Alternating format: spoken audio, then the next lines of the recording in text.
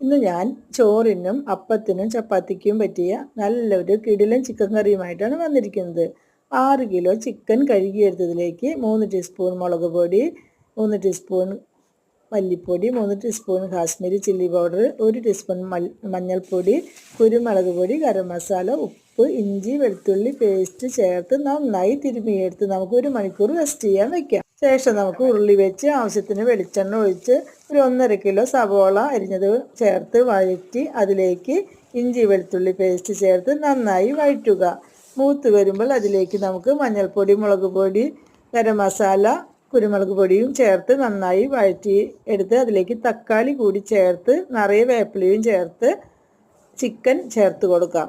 ചിക്കനിൽ വെള്ളം ഊറി വന്ന് അത് ഡ്രൈ ആവുന്നത് വരെ നന്നായി വഴറ്റുക. അതിനുശേഷം ചൂടായ വെള്ളം ചേർത്ത് ചാറ് കുറുകി വരുന്നത് വരെ നന്നായിട്ട് വഴറ്റിയെടുക്കുക. അടിപൊളി ചിക്കൻ കറി റെഡി.